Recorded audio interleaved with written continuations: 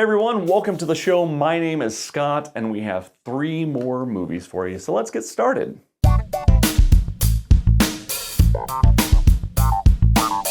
Kate Plays Christine is a 2016 documentary film that came out the same year as Rebecca Hall's portrayal of Christine Chubbuck. This movie follows actress Caitlin Schell as she is preparing to play Chubbuck on film. It's a documentary of the behind the scenes of her trying to get into this character's head. So it's a film about getting ready for a real film. But what you start to realize about 20 minutes into this movie is that it's all a lie. The choices that this actress makes to get into Christine Chubbuck's headspace are questionable at best, and the movie becomes more and more hard to swallow as it goes along. This is not a real documentary by any means, which is fine if it's done well, but it's not. It shows scenes from the movie, and whoa boy are they bad. The lighting is bad, the shooting is bad, the acting is awful. And having just watched Rebecca Hall's portrayal of Christine Chubbuck, the only thing I could ask myself throughout this film is, why does this thing exist? What's your point? The point is to deceive me as an audience member, right? You're making a fake documentary about a real actress preparing for a fake role. It's designed to make me, the viewer, be tricked. But then the film has the audacity in its final moments to turn the camera on the audience and yell at them for wanting to see certain things. By that time, I was already done with this movie, but then the ending just made me angry. Not at my own thoughts, which is what the movie wanted me to be angry at. The movie wanted me to look inside myself. I was angry at it for having the audacity to try to turn it into my problem. This film is doing the exact thing it criticizes the audience for wanting to see happen. So who's at fault here? I kind of hated this movie.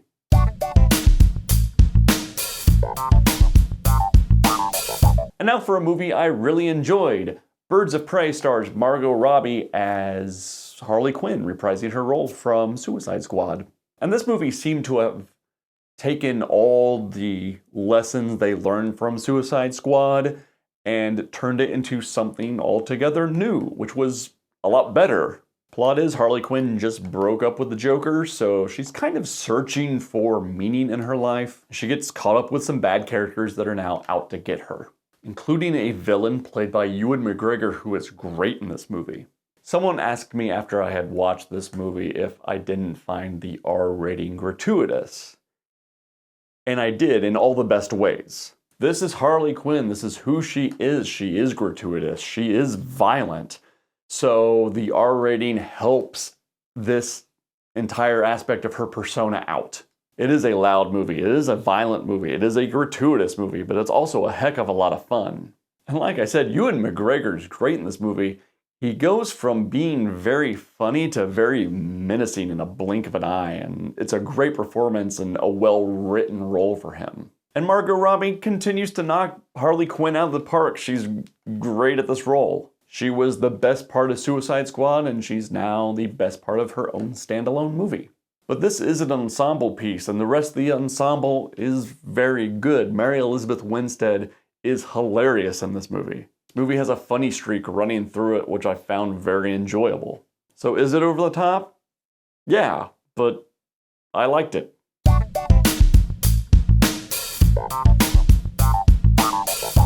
All the Money in the World stars Michelle Williams, Mark Wahlberg, and Christopher Plummer in the story of J. Paul Getty's family after J. Paul Getty's grandson is kidnapped. The movie was directed by Ridley Scott, and it's good, if not standout work from Ridley. It's entertaining and intriguing throughout, if it doesn't jump out of the screen at you. The performance by Christopher Plummer in this movie is incredible, and it's also incredible given the circumstances. Famously, the J. Paul Getty role was originally played by Kevin Spacey, and he was replaced with Christopher Plummer after allegations of sexual misconduct.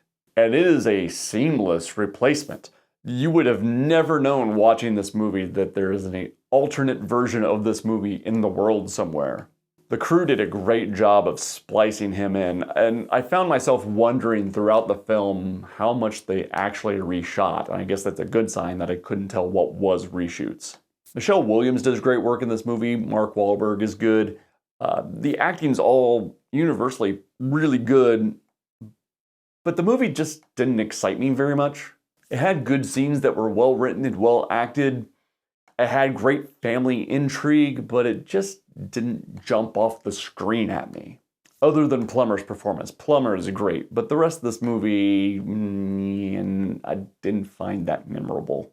And that is it for this episode. Have you seen any of these movies? What did you think? I will see you in comments, and I will see you next time.